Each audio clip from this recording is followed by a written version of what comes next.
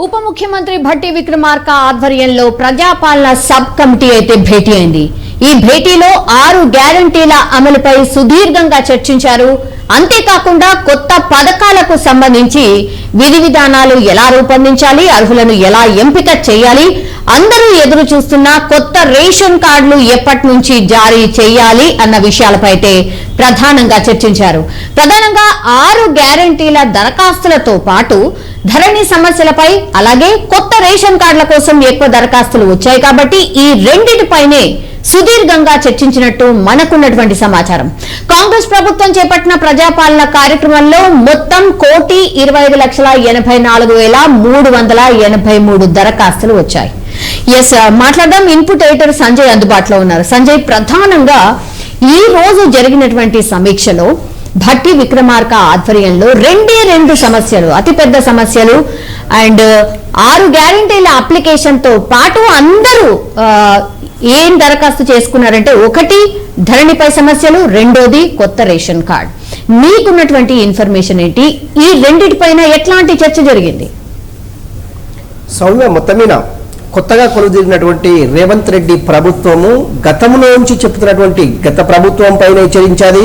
గతంలో ధరణి పూర్తిగా సముద్రం లోపల కలిపేస్తాము, సముద్రం లోపల తొక్కేస్తాము అనే ధోరణి ఏదైతే ఉందో నిజంగా కూడా అదే మాటని, అదే సక్సెస్ని ఇప్పుడు కొనసాగిస్తుందని చెప్పుకోవచ్చు.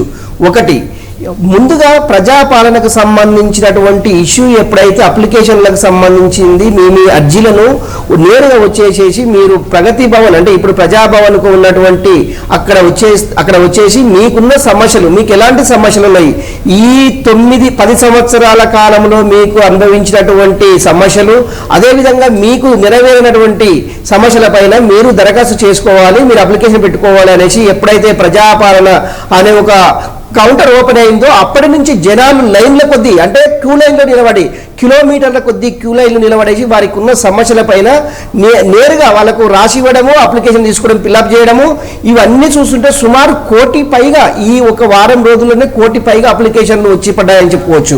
ఇక్కడ ఒక ఐఏఎస్ అధికారితో పాటు కొంతమంది వివిధ జిల్లాలకు సంబంధించినటువంటి అధికారులు కూడా ఈ ప్రజాపాలనకు సంబంధించిన అప్లికేషన్లో వెరిఫికేషన్ ఎప్పటికప్పుడు ఆ జిల్లాకు సంబంధించినటువంటి అధికారులకు, ఆ జిల్లాకు సంబంధించినటువంటి మండలానికి సంబంధించినటువంటి ఎంఆర్ఓకి, అదేవిధంగా విలేజ్ సెక్రటరీ, వీళ్ళన్నింటినీ ఎప్పటికప్పుడు దాన్ని మానిటరింగ్ చేస్తూ ఎక్కువ ఎలాంటి సమస్యలపైన ఇక్కడ అప్లికేషన్లు వచ్చినాయి అంటే ధరణికి సంబంధించినటువంటి అప్లికేషన్లు రావడము. ఈ ధరణిలో అంటే ఒకటి ఇక్కడ 2 సమస్యలు ఏంటంటే, ధరణి ఎప్పుడైతే పోర్టల్ వచ్చేసిందో చాలా మంది కొంతవరకు అంటే ఒక 50% మేలు జరిగితే 50% ఆ రైతులకు కావచ్చు, ఆ రైతులో ఉన్నటువంటి కౌలుదారులకు కావచ్చు, రకరకాలకు ఇందులో సమస్యలు ఎదురుకేసేసి వాళ్ళకు పాస్బుక్, ఫిజికల్గా పాస్బుక్ ఉంటుంది కానీ ఫిజికల్గా అక్కడ ల్యాండ్ ఉండదు, ల్యాండ్ ఉంటే పాస్బుక్ ఉండదు. ఈ రెండింటితోటి సతమవుతున్నటువంటి రైతులు సుమారు 20 లక్షలకు పైగా ఇక్కడ అప్లికేషన్లు ఇచ్చినట్టున్నటువంటి మనకున్నటువంటి సమాచారం. నిజంగా ఇది అధికారికంగా అయితే వాళ్ళైతే రాష్ట్ర ప్రభుత్వం అయితే ఇప్పటివరకు ఎక్కడ వెల్లడించలేదు.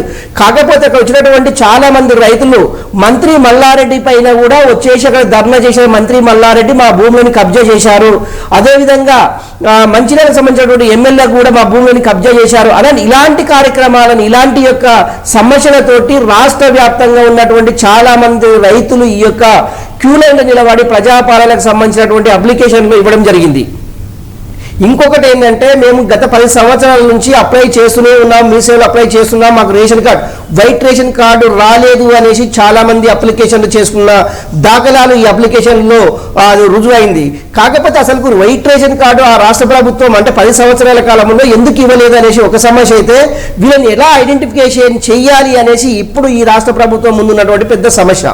ఈ రెండింటిపైన రాష్ట్ర ప్రభుత్వం ఇప్పుడు కొత్తగా ఏర్పడినటువంటి రాష్ట్ర ప్రభుత్వము మల్లకొల్లాలు పడుతుంది. నిజంగా ఈ ధరణికి సంబంధించినటువంటి అంశం ఒక ఎత్తు అయితే, అదేవిధంగా తెల్ల రేషన్ కార్డుకు సంబంధించినటువంటి 2వ అంశంగా పేర్కొన్నది. ఈ రోజు ఉపసంఘం అంటే డిప్యూటీ సీఎంగా ఉన్నటువంటి భట్టి విక్రమార్క అధ్యక్షతన ఈ రోజు సుమారు 2.5 గంటల పాటు ఈ యొక్క వైట్ రేషన్ కార్డు ధరణికి సంబంధించినటువంటి అంశాల మీదే సుదీర్ఘంగా చర్చ జరిగాలి. దీనికి సంబంధించినటువంటి అంటే ప్రత్యామ్నాయాలు, వీటి ప్రాబ్లమ్స్ ఎలా సాల్వ్ అవుతాయి అనే ప్రత్యామ్నాయాలు వెతకడంలో రాష్ట్ర ప్రభుత్వము కొంత కసరత్తు అయితే చేయడం మొదలుపెట్టిందని చెప్పుకోవచ్చు. ముఖ్యంగా రెవెన్యూ డిపార్ట్మెంట్కి సంబంధించిన అధికారులు, ఒకటి ధరణి అంటే రెవెన్యూ, అదేవిధంగా వైట్ రేషన్ కార్డు కూడా బిలో ప్రాపర్టీ లైన్ సంబంధించింది కూడా, ఈ రెండు రెవెన్యూ డిపార్ట్మెంట్ కిందికి వస్తే కనుక రెవెన్యూ డిపార్ట్మెంట్ అధికారులతో పాటు మంత్రి అందుబాటులో ఉన్నటువంటి మంత్రులతో పాటు డిప్యూటీ సీఎం సుదీర్ఘంగా 2.5 గంటల పాటు ఈ యొక్క ధరణికి సంబంధించింది వైట్ రేషన్ కార్డులకు సంబంధించిన అంశం సుదీర్ఘంగా చర్చ జరిగింది. నిజంగా ధరణిలో ఉన్న లోపాలను ఏ విధంగా ఇప్పటికే ధరణి పోర్టల్కి సంబంధించినటువంటి ఏదైతే ఉందో వాటన్నింటిని క్యాన్సిల్ చేసేసి ఇప్పుడు రాష్ట్ర ప్రభుత్వం పరిధిలోకి తెచ్చుకుంది. ఈ రాష్ట్ర ప్రభుత్వం పరిధిలోకి తెచ్చుకున్నటువంటి ధరణి ఎవరికి అంటే అప్పచెప్పాలి అంటే రాష్ట్ర ప్రభుత్వం దీన్ని నిర్వర్తించాలా, లేకుంటే ప్రైవేట్ కాదు, ఒక బాధ్యత గలటువంటి ఆర్గనైజేషన్లకి ఇచ్చేసేసి పకడ్బందీగా ఏర్పాటు చేయాలనే ఒక సదుద్దేశంతో రాష్ట్ర ప్రభుత్వం యోచిస్తుంది.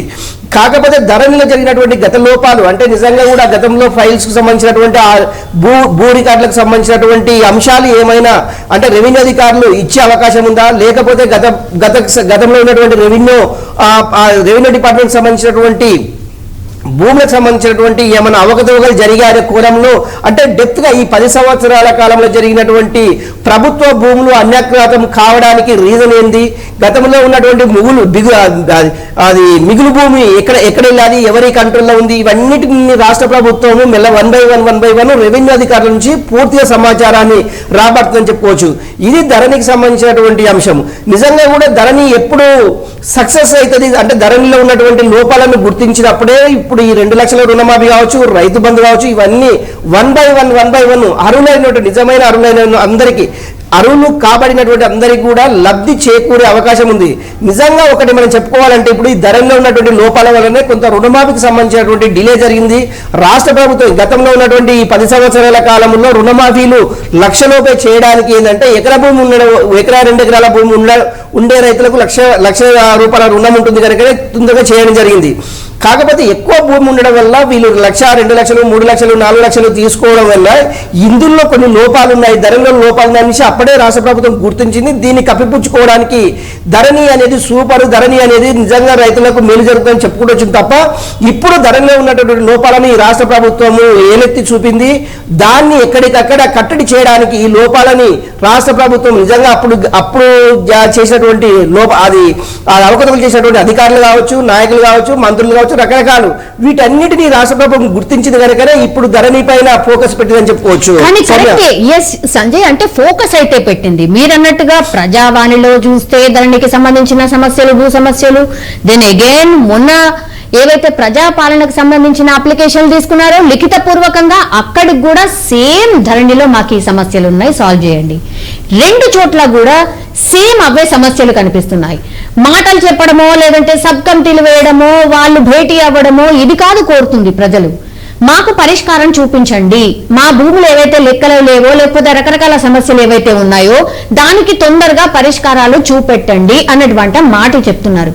సో ఎంత సీరియస్ గా కసరత్తు చేయాల్సిన అవసరం ఉంది, ఎన్ని గంటల పాటు కూర్చోవాల్సిన అవసరం కనిపిస్తోంది సంజయ్?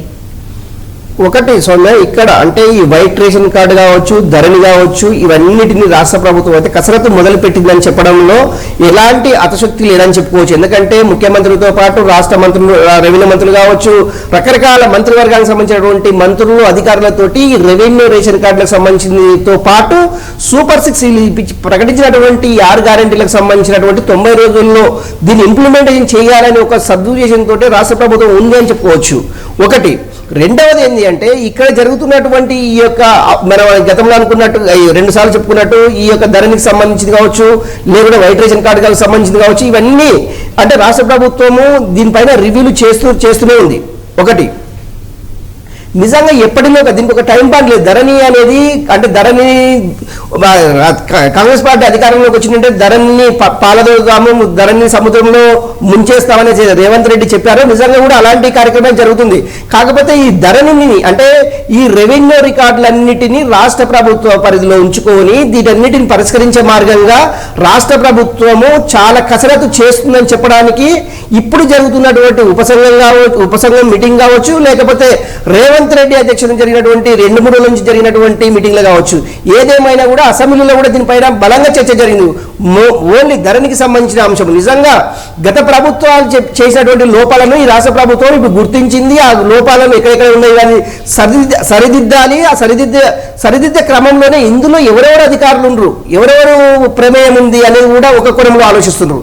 ఈ రెండింటి మధ్యలో రాష్ట్ర ప్రభుత్వము ఇందులో ఎవరైనా అధికారులు పార్టిసిపేట్ చేసేసి నిజంగా కావాలనేసి ఇందులో ఏమైనా రాష్ట్ర ప్రభుత్వానికి సంబంధించినటువంటి ప్రభుత్వ భూములను కొల్లగొట్టడానికి ఏమైనా ప్రయత్నాలు సాగించారు అంటే అలాంటి అధికారులకు నోటీసులు పంపించేసేసి నిజంగా అధికారుల యొక్క ప్రమేయం ఉంది అంటే వాళ్ళని కఠినంగా శిక్షించేసి జైలుకు పంపించే అవకాశం కూడా లేకపోలేదని చెప్పుకోవచ్చు. ఎందుకంటే బలమైన ఇలాంటి అధికారులపైనటువంటి ఇలాంటి నాయకులపైన కావచ్చు, ఇలాంటి ఆఫీసర్లపైన కావచ్చు ఉక్కుపదం మోపుతా అని రాష్ట్ర ప్రభుత్వం చాలా బలంగా ఉందని చెప్పుకోవచ్చు.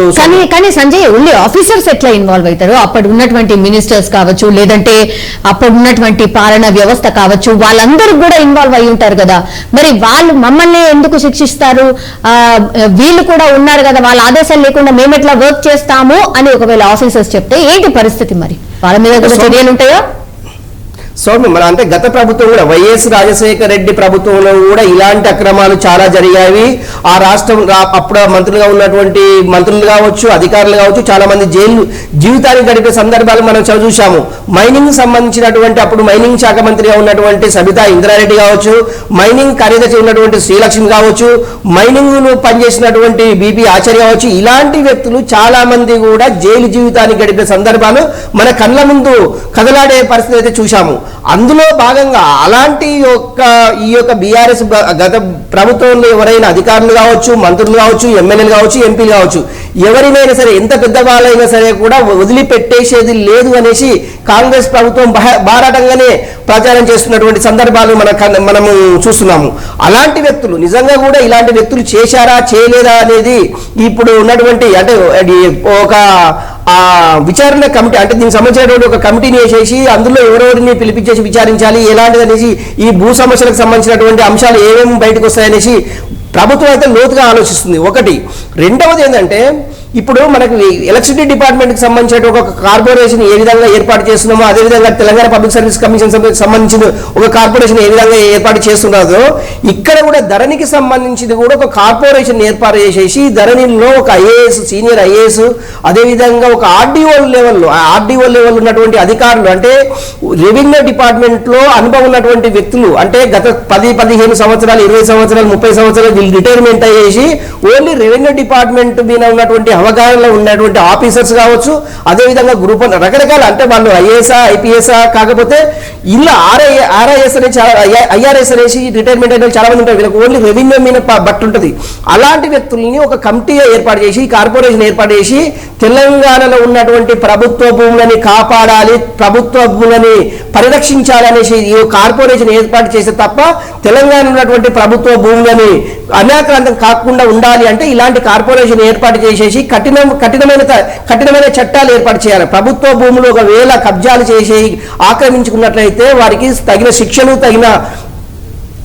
అంటే చట్టపరమైన శిక్షలు విధించే అవకాశం ఉంటది అనే ఉద్దేశంతో రాష్ట్ర ప్రభుత్వము ఇలాంటి కార్పొరేషన్ల ఏర్పాటు చేసినట్టయితే రాష్ట్ర ప్రభుత్వానికి సంబంధించినటువంటి భూములని యథావిధిగా కాపాడేసేసి అన్యాక్రాంతం కాకుండా ఉండడానికి ఈ యొక్క కార్పొరేషన్ కావచ్చు రాష్ట్ర ప్రభుత్వానికి సంబంధించినటువంటి అంశాలన్నిటినీ ఈ యొక్క అంటే రాష్ట్ర ప్రభుత్వం పరిధిలో ఉన్నటువంటి రెవెన్యూ అంశాలన్నిటినీ ఈ యొక్క కార్పొరేషన్ కాపాడే విధంగా ఉంటే ప్రభుత్వానికి సంబంధించినటువంటి భూములు ఎక్కడే పోవు అని చెప్పడానికి ఇది ఒక పెద్ద ఉదాహరణ అని చెప్పుకోవచ్చు. సౌమ్య, ఇప్పుడు సంజయ్ ఇంకో ముఖ్యమైన అంశం ఏంటంటే రేషన్ కార్డ్ కి సంబంధించి అందరు ఎదురు చూస్తున్నారు. సంజయ్, చాలా మంది అప్లికేషన్స్ పెట్టుకున్నారు. మోస్ట్లీ నాకు తెలిసి 10 to 15 lakhs of applications maybe వచ్చి ఉంటాయని.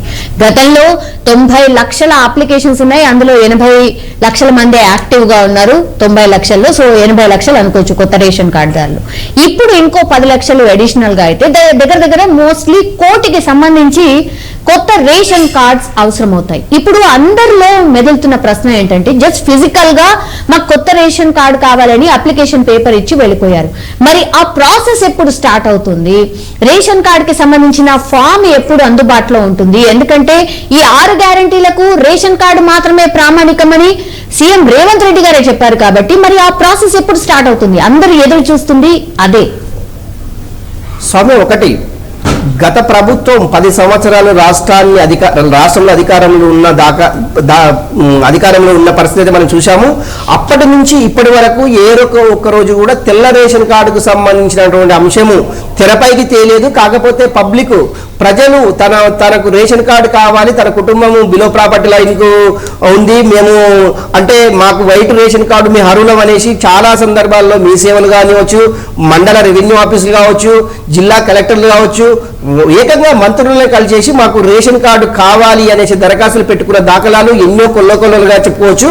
అందులో భాగంగా ఇప్పటి వరకు ఉన్నటువంటి 90 లక్షల మంది రేషన్ కార్డు హోల్డర్స్ ఎవరైతే ఉన్నారో ఇందులో ఓన్లీ 50 లక్షలకు మాత్రమే నిజంగా అర్హులు అనేసి గత ప్రభుత్వం తేల్చి చెప్పడం జరిగింది.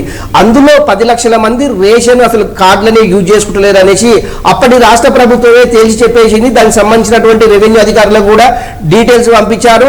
ఈ పలానా రేషన్ కార్డుకు సంబంధించినటువంటి జిల్లా నుంచి సుమారు 1,00,000 నుంచి ఒక 50,000 నుంచి 1,00,000 వరకు రేషన్ కార్డు కట్ చేయాలనేసి ఇవంతా ప్రాసెస్ స్టార్ట్ అయింది. కానీ ఎక్కడ కూడా రేషన్ కార్డు, కొత్త రేషన్ కార్డు ఇవ్వలేదు, పాత రేషన్ కార్డు తీయలేదు. ఎందుకు ఈ జాప్యం జరిగింది అంటే నిజంగా కూడా రెవెన్యూ డిపార్ట్మెంట్లో ఉన్నటువంటి లొసుకులే అని చెప్పొచ్చు.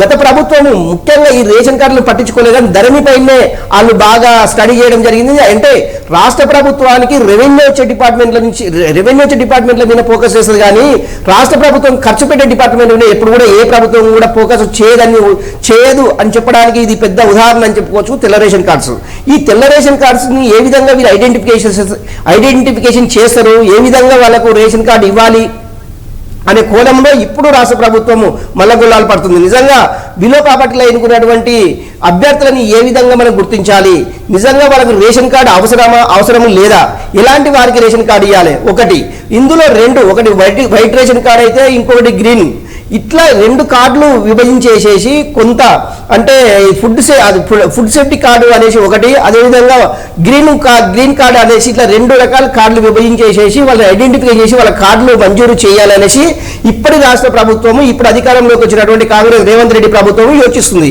అది ఏ విధంగా ప్రాసెస్ చేయాలి, ఇప్పటికే లక్షల మంది అప్లికేషన్లు చేసుకున్నటువంటి వాటి ఆధారంగా వీళ్ళని ఐడెంటిఫికేషన్ చేస్తారా, లేకుంటే ఈ ప్రభుత్వం మళ్ళీ కొత్తగా అప్లికేషన్ పెట్టుకొని మళ్ళీ కొత్త వారిని ఐడెంటిఫికేషన్ చేసి రేషన్ కార్డులు ఇస్తారనేసి కొంత సమయం పట్టే అవకాశం అయితే చాలా స్పష్టంగా ఉంది. ఆల్ ఆఫ్ సడన్ గా ఇప్పుడు ఈ ration card all of sudden గా ఇచ్చేసి ఈ 6 గ్యారెంటీలకు వర్తింపజేస్తారనేది ఇది అసాధ్యం కాదు. ఎందుకంటే సాధ్యమయ్యే పనుల గురించి ఆలోచిస్తున్నటువంటి ఈ ప్రభుత్వము సాధ్యాసాధ్యాల మీద కొంచెం డిస్కషన్ చేసేసి వైట్ రేషన్ కార్డులు ముందుగా వాళ్ళకి అప్లై చేసిన తర్వాత వారికి కొత్త వారికి అంటే పాత వారికి ఎవరైతే వైట్ రేషన్ కార్డులు ఉంటారో నిజంగా అర్హులని నిజంగా కూడా ఉన్న వాళ్ళకి అందరికీ కూడా ఇవ్వకపోవచ్చు. ఎందుకంటే గత రాష్ట్ర ప్రభుత్వం ఎన్నో సందర్భాల్లో ఎన్నోసార్లు చెప్పడం జరిగింది, ఇందులో చాలా డూప్లికేట్ వైట్ రేషన్ కార్డులు ఉన్నాయి, దీన్ని ప్రక్షాళన చేస్తామనేసి దిశగా వాళ్ళు పనులు ప్రారంభించారు. కానీ పూర్తి క్షేత్రస్థాయిలో ఎక్కడ కూడా ఈ పనులు కొనసాగలేదు. ఎక్కడ వేసిన గొంగలి అక్కడే తయారైందని చెప్పుకోవడానికి వైట్ రేషన్ కార్డులు అని చెప్పుకోవచ్చు. ఇప్పుడున్నటువంటి కాంగ్రెస్ ప్రభుత్వం రేవంత్ రెడ్డి చేస్తున్నటువంటి ఈ యొక్క ప్రయత్నం నిజంగా వైట్ రేషన్ కార్డు అన్నిటికీ ఆధారము. ఈ సూపర్ 6 అనేసి ఈ 6 గ్యారంటీలకు సంబంధించినటువంటి వైట్ రేషన్ కార్డే ఆధారం అంటే చాలా మంది నష్టపోయే ప్రమాదం ఉంది అని రాష్ట్ర ప్రభుత్వం యోచిస్తుంది. నిజంగా గతంలో ఉన్నటువంటి 90 లక్షల మందికి 6 గ్యారెంటీలు వర్తిస్తామంటే అది కూడా ఇప్పటి వరకు రాష్ట్ర ప్రభుత్వం ఎక్కడ కూడా దీని గురించి స్పష్టత లేదు. వీటన్నిటి మధ్యన సామాన్యుడు నలిగిపోతున్న క్రమం అయితే మనకు చాలా స్పష్టంగా కనిపిస్తుంది. ఏదేమైనా కూడా ఇప్పటికైనా తెల్ల రేషన్ కార్డులు ఎవరికి కావాలి, ఎవరు అర్హులు అనేది రాష్ట్ర ప్రభుత్వము కొంత గైడ్ లైన్స్ ఇవ్వాల్సిన పరిస్థితి అయితే ఉంటుంటుంది. ఎలాంటి వారికి ఇవ్వాలి, ఎట్లా ఇవ్వాలి, దీని ప్రాతిపదికన ఏంది, దీనికి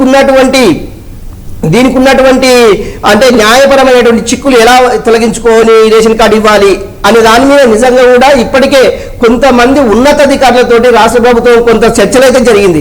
ఉన్నతాధికారుల మీన్స్ ఎందుకంటే అది రెవెన్యూ డిపార్ట్మెంట్లో పనిచేస్తున్నటువంటి కొంత స్థాయికి సంబంధించినటువంటి వ్యక్తులను ఈ వైట్ రేషన్ కార్డు ఎవరైతే ఎలిజిబుల్ ఉన్నారో వాళ్ళని ముందుగా ఐడెంటిఫికేషన్ చేసేసి వాళ్ళని అప్లోడ్ చేసేసి ఎంతమంది అర్హులు ఉండరు ఇంకా ఇచ్చేవాళ్ళు, ఇప్పటి వరకు ఉన్నటువంటి 90 లక్షల మందిలో ఎంతమందిని ఇందులో క్యాన్సిల్ చేయవలసిన అంశం ఉంది, అవకాశం ఉంది అనే దాని గురించి రాష్ట్ర ప్రభుత్వం ఆలోచిస్తుంది.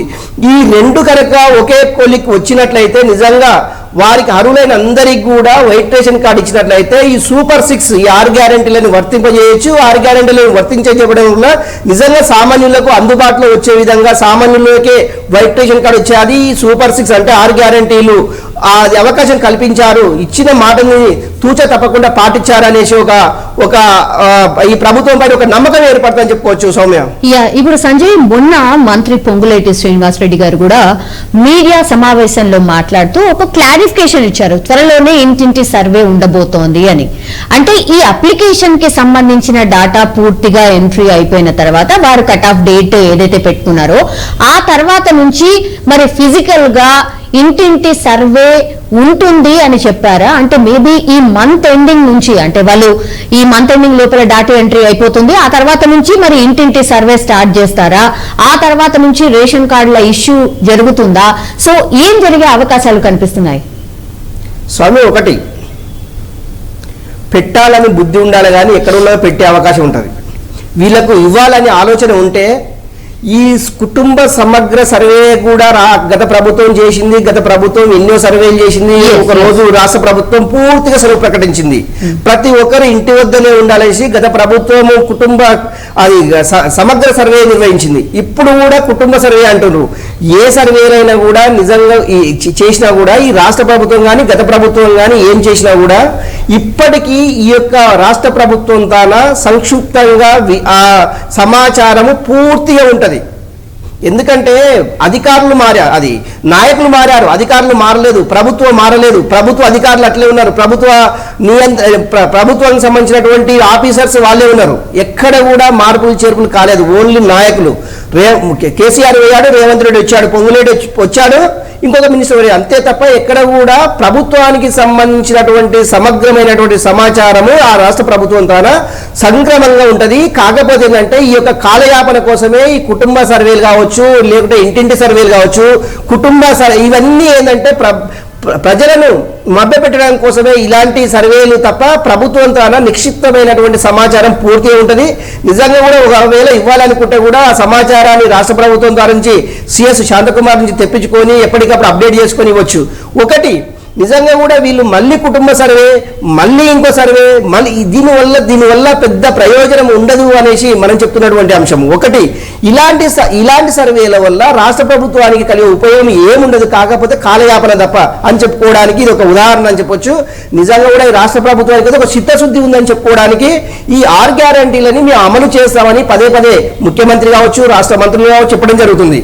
ఇవ్వాలనుకున్నది ఎప్పుడైతే వీళ్ళు ఏ కటాఫ్ డేట్ ఓ టైం పెట్టుకొని అది 3 నెలల 4 నెలల 1 ఇయర్ 2 ఇయర్స్ ఈ కటాఫ్ డేట్ పెట్టుకునేసి ఈ 6 గ్యారెంటీలకు సంబంధించినటువంటి సంజయ్ పెట్టుకున్నారు కదా, 100 రోజులు అని పెట్టుకున్నారు కదా, మరి 100 రోజులు ఇంప్లిమెంట్ అవుతుందా కదా? అదే డౌట్. ఇప్పుడు 100 రోజుల్లో కటాఫ్ డేట్ పెట్టుకున్నారు. 100 రోజుల్లో ఈ యొక్క 6 గ్యారెంటీలకు సంబంధించిన ఈ అంశాలు ఏవైతున్నాయో ఆడిటికి 100 రోజుల టైం సరిపోదు. ఇది టైం బాండ్. ఇప్పటి ఆల్ ఆఫ్ సడన్ గా ఈ 90 రోజుల్లో ఉదాహరణకు చెప్తున్నాము, 2 లక్షల రుణమాఫీ చేయాలి అంటే ఇప్పుడు ఆల్ ఆఫ్ సడన్ గా 32,000 కోట్లు ఇప్పటికే రాష్ట్ర ఆర్థిక పరిస్థితి అంతంత మాత్రమే ఉంది. అందులో మళ్ళీ ఒక 32,000 కోట్లు మళ్ళా రాష్ట్ర ప్రభుత్వానికి బయటనే అవకాశం ఉంది. కాకపోతే రాష్ట్ర ప్రభుత్వము చేయవలసింది ఒకే ఒకటి ఏంటంటే ఇప్పుడు రాష్ట్ర ప్రభుత్వం ముందున్నటువంటి అంశం ఒకటి, ప్రజలకు అంటే రాష్ట్ర ప్రభుత్వం మీద భారం పడకుండా చేయాలనేటువంటి సూపర్ 6 ఏవైతే ఉన్నావో వాటిని ముందుగా చేసి మిగతా 1 by 1 చేయడం వల్ల అటు ప్రజలకు కావచ్చు అటు ప్రభుత్వానికి కావచ్చు ఎలాంటి నష్టం వాటిల్లకుండా, నష్టం మీన్స్ ఏంటంటే బర్డెన్ కాకుండా ఉంటుంది అనే ఉద్దేశంతో రాష్ట్ర ప్రభుత్వం ఆలోచించాలి. అదేవిధంగా ఈ సర్వేలతోటి ప్రజలకు కావచ్చు ప్రభుత్వానికి టైం బాండ్ కలిసి రావచ్చు, కానీ ప్రజలకు ఎలాంటి ఎలాంటి ఉపయోగం లేదని చెప్పొచ్చు. ఈ సర్వేల వల్ల ప్రజలకు నష్టమే తప్ప ఉపయోగం ఉండదని చెప్పడానికి ఈ జరుగుతున్నటువంటి ఉదాహరణ చెప్పుకోవచ్చు. ఒకటి నిజంగా ఇవ్వాలని రేషన్ కార్డు ఉంది, గతంలో అప్లై చేసుకున్నటువంటి చాలా ప్రతి మండల ఆఫీసుల్లో కట్టల కొద్ది ఉన్నటువంటి అప్లికేషన్ ఫామ్స్ మీ సేవల్లో సంక్లిష్టంగా చాలా క్లియర్ కట్ గా ఉంటాయి. వాళ్ళ అడ్రస్ వాళ్ళ డేటా టగటగటగట తీసుకోవచ్చు. కాకపోతే ఎందుకు ఇలా కాలయాపన, మళ్ళీ కుటుంబ సర్వే అని మళ్ళీ కాలయాపన చేయడము, ఆ పార్లమెంట్ ఎన్నికల నుంచి మళ్ళీ ఇది ఎన్నికలకు పోవడానికి ఇట్లా కాదు. నిజంగా చేయాలని సిద్ధశుద్ధి ప్రభుత్వానికి చేయాలని ప్రజలకు ఉంటే ఆల్ ఆఫ్ సడన్ గా నిజంగా రాష్ట్ర ప్రభుత్వం ఎంత రాష్ట్ర ప్రభుత్వం పైన ఎంత బర్డెన్ పెట్టినా అయినా కూడా ప్రజలకు చేయాలని ఒక ఆలోచన ఉంటే ఎప్పుడైనా చేసే అవకాశం ఉంది. కాకపోతే ఈ కాలయాపన వల్ల ప్రజలు నష్టపోతారని చెప్పుకోవచ్చు. Soumya, all right, thank you Sanjay. మొత్తం మీద అది ఉప ముఖ్యమంత్రి భట్టి విక్రమార్క ఆధ్వర్యంలో అయితే ప్రజాపాలన సబ్ కమిటీ భేటీ అయితే అయింది. ఈ భేటీలో 6 గ్యారంటీల అమలుపై చర్చించారు. అండ్ అంతేకాకుండా కొత్త పథకాలకు సంబంధించిన విధి విధానాలు ఎలా రూపొందించాలి అండ్ అర్హులను ఎలా ఎంపిక చేయాలి, అందరూ ఎదురు చూస్తున్న కొత్త రేషన్ కార్డులు ఎప్పటి నుంచి జారీ చేయాలి అన్న విషయాలపై అయితే ప్రధానంగా చర్చించారు. సో ప్రధానంగా 6 గ్యారంటీల దరఖాస్తులతో పాటు ధరణి సమస్యలపై అలాగే కొత్త రేషన్ కార్డుల కోసం ఎక్కువ దరఖాస్తులు వచ్చాయి కాబట్టి ఈ రెండిటిపైనే సుదీర్ఘంగా చర్చించినట్టు మనకున్నటువంటి సమాచారం. ఇవే అతిపెద్ద బిగ్ ఇష్యూస్ కాబట్టి ఈ రెండిటిపైనే సుదీర్ఘంగా చర్చించినట్టు మనకున్నటువంటి సమాచారం. మరి ఈ భేటీతోనే సరిపుచ్చుతారా లేదంటే ఇంకా ఎన్ని భేటీల తర్వాత ఒక క్లారిటీ వచ్చే అవకాశం కనిపిస్తోంది. కానీ చాలా మంది అయితే ధరణి అండ్ రేషన్ కార్డు గురించి అయితే ఎదురు చూస్తున్నారు. ఈ రెండిటిపైన అయితే కొంత క్లారిఫికేషన్ ఇవ్వాల్సిన అవసరం అయితే డెఫినెట్లీ ఉన్నట్టు మనకైతే కనిపిస్తోంది.